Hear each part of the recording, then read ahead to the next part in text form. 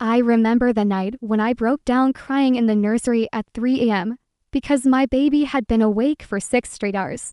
I was so exhausted I actually Googled, "Can you die from sleep deprivation?" while holding my screaming newborn. That was my rock bottom moment as a first-time mom. Everyone kept telling me their babies slept through the night at 8 weeks, making me feel like I was failing at the most basic part of motherhood. If you're watching this video in the middle of the night with a baby who refuses to sleep anywhere except in your arms, I need you to know something. You're not broken, your baby isn't broken. And these 7 science-backed hacks saved my sanity and helped me go from getting 2 hours of broken sleep to actually feeling human again. These are old wives' tales or generic advice. These are evidence-based strategies that work with your baby's biology, not against it. Let's be brutally honest about what nobody tells you about newborn sleep. Society has created this myth that good babies sleep through the night, and if yours doesn't, you must be doing something wrong. The pressure is crushing. You're already running on 0 sleep. Your hormones are wreaking havoc. And now you're being told that your struggles are somehow your fault. Here's what I wish someone had told me. Newborns are biologically programmed to wake frequently. Their tiny stomachs need refilling every few hours. Their nervous systems are still developing, and they have absolutely no concept of day and night. Yet we're expected to have them sleeping 12-hour stretches like tiny adults. The sleep deprivation is dangerous and real. When you're running on 2 hours of sleep, your cognitive function drops to the level of someone who's legally drunk. You can't make good decisions, your reaction times are slower, and you're at higher risk for postpartum depression and anxiety. I see exhausted moms every day who apologize for their baby's completely normal sleep patterns. They tell me they feel like failures because their 6-week-old doesn't sleep through the night. Some are so desperate they're trying inappropriate sleep training methods that only make things worse. Here is what changed everything for me. Understanding that there are evidence-based strategies that can dramatically improve your sleep situation without forcing your baby into unnatural patterns. You don't have to choose between your baby's needs and your sanity. These 7 hacks work with your baby's natural biology to help both of you get better rest. The first game changer is learning to distinguish between light sleep and actually being awake. This sounds simple, but it literally transformed our nights. Here's what most parents don't know. Newborns enter all sleep through light sleep, which looks exactly like they're awake.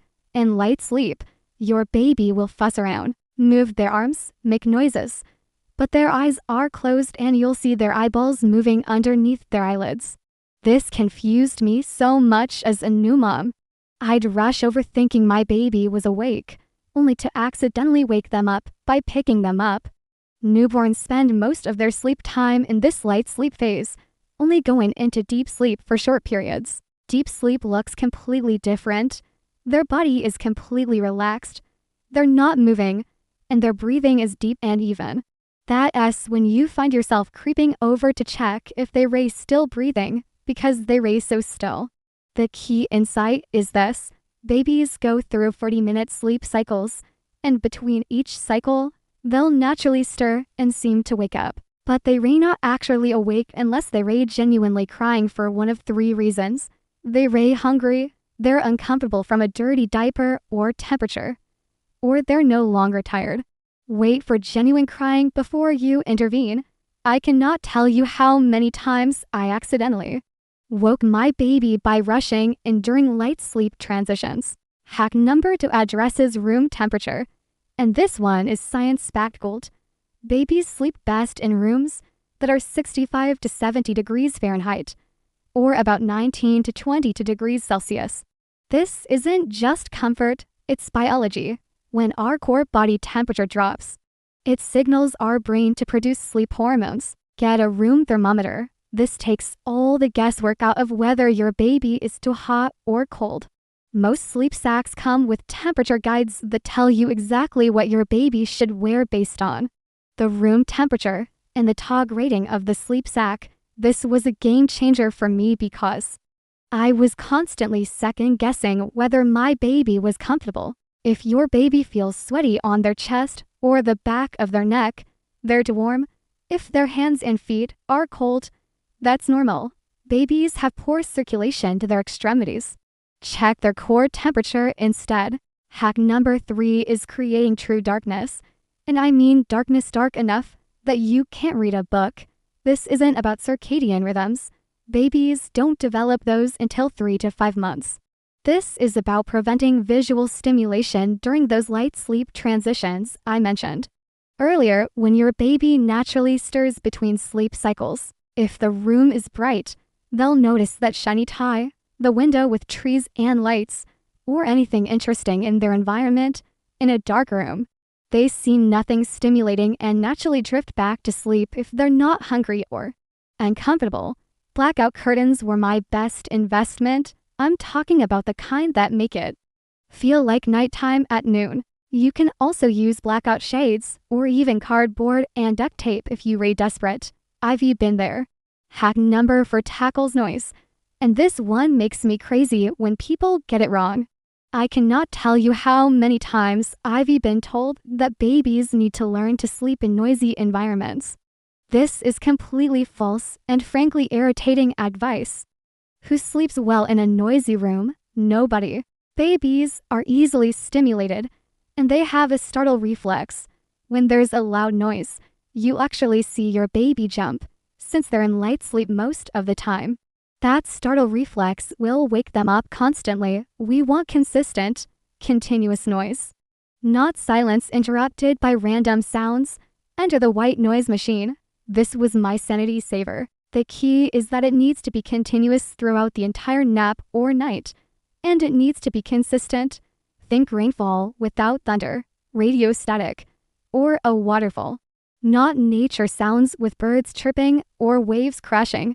Those inconsistent sounds will trigger the startle reflex. My bonus hack is mastering the swaddle or sleep sack situation. The swaddle mimics the womb and helps dampen that startle reflex that wakes babies up.